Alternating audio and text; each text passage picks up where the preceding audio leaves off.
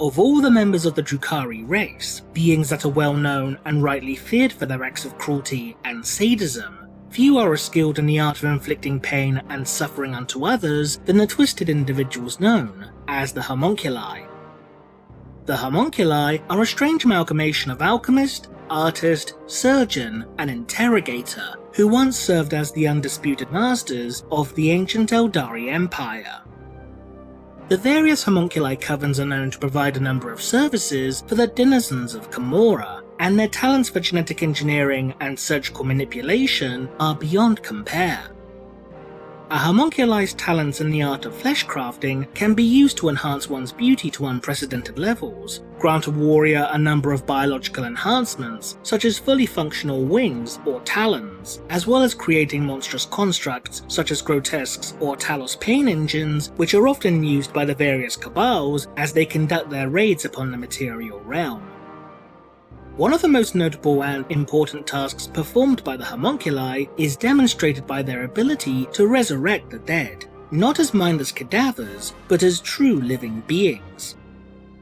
So skilled are the Haemonculi in the arts of resurrection that they can regenerate a fallen Drukhari by utilizing only a portion of their remains, such as a severed limb or even a pile of ashes. Such acts, however, are never conducted simply out of the kindness of their hearts, and those who find themselves restored to life by a Homunculus must surrender a sliver of their souls as compensation for their services. The act of resurrection is one of paramount importance within Drukhari society, not just for the obvious benefit of giving the denizens of Commoragh another, if not multiple chances at life, but more importantly to help prevent their souls from being devoured by the chaos god Slaanesh, the doom of the Eldari. While the Eldari of the Craft Worlds and Corsair fleets will utilize objects known as spirit stones in order to capture their soul upon death and prevent it from dissipating into the warp, the Drukhari by contrast do not, leaving their souls especially vulnerable to the predations of demonic entities upon their death. Indeed, the souls of the Eldari are noted to prove particularly enticing to those that dwell within the warp, and are known to be incredibly potent. To oversimplify, the souls of the Eldari are said to blaze like bonfires within the depths of warp space, utterly eclipsing the souls of other races such as humanity, the Orcs, and the Tau. As a result, should the soul of an Eldari be left to drift upon the shifting tides of the warp, it will, over time, attract hordes of demonic creatures, with each individual entity wishing to consume it for themselves or for their godly master.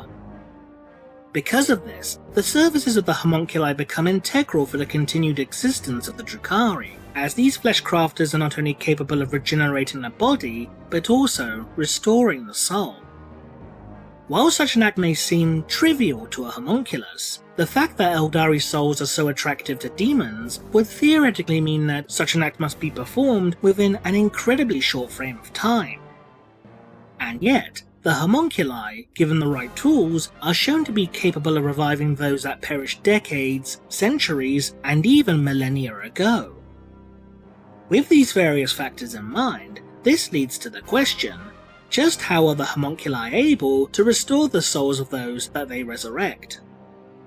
One possibility is that each individual Drukhari will keep various slivers of their souls safely locked away through various means in order to fully regenerate such a fragment into a fully intact spirit, similar to how the Haemonculi are able to regenerate a physical body from even the smallest possible fragment.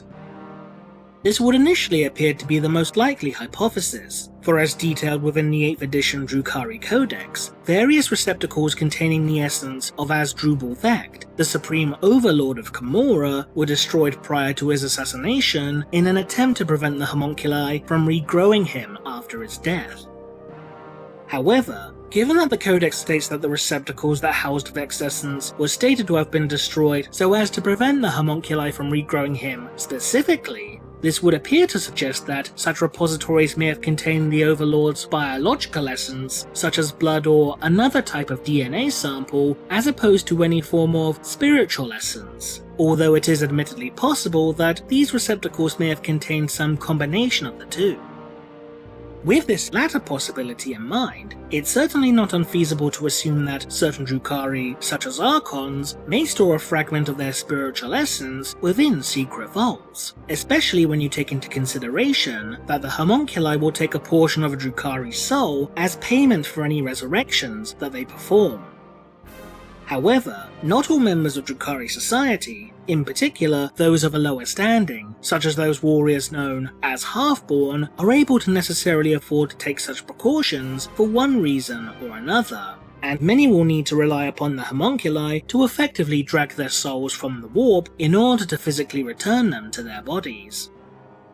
But should a Drukhari that lacks any sort of repository for their spiritual essence perish, then how could their soul ever hope to avoid the attentions of demonic entities for a long enough period of time in order for it to be recalled into their body upon resurrection? As unbelievable as it may seem, there is a possibility that the souls of fallen Drukhari are capable of retaining some form of animus, which in turn will allow them to actively flee from the various warp entities that are intent on consuming them. This idea isn't entirely unwarranted, for as detailed within the 2nd edition Eldar Codex, the souls of the Eldari, unlike those of the average human, remain fully conscious when they dissipate into the warp, rendering such an experience both an incredibly horrifying and traumatizing one. Because the souls of the Eldari are able to retain their consciousness after death, this would appear to suggest that they can also attempt to evade the clutches of both demons and gods alike, although such a task may admittedly prove to be monumentally taxing to do so for any extensive period of time. Another factor that needs to be taken into account is in the way in which time itself passes within the immaterium. While the passage of time within the material universe is a rather linear affair, this is not the case within the depths of warp space, as time itself grows incredibly distorted to the point where it is capable of proceeding forwards, backwards, bend, and stand still all at the same time. As such, for every minute spent within the warp, days, centuries, or even millennia could have passed within real space.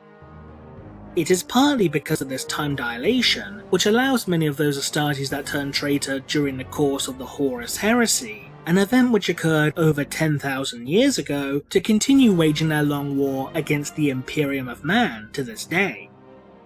This in turn may mean that, while days or weeks may pass before a fallen Drukhari is resurrected, their soul may only experience a few minutes of separation from their mortal shell before being pulled from the ether and returned to their body. However, there is also a possibility that the souls born by those Drukhari that have undergone any form of resurrection are not the original, but are instead a duplicate or replacement that was, for lack of a better term, regrown with their body. This idea comes from the fact that, at the very least within the human species, there exists a genetic abnormality known as the Pariah Gene. This so-called Pariah Gene, despite it technically not being confined to just a singular gene, is known for its unique ability to inhibit the development of a soul, and as a result, those that manifest this mutation will produce a negative warp presence, rendering them all but immune to the energies of the warp. Since there is a specific genetic trait that prevents one from developing a soul, then this by extension would appear to suggest that another, as of yet unknown biological process is responsible for generating the souls of living organisms as they grow to maturation.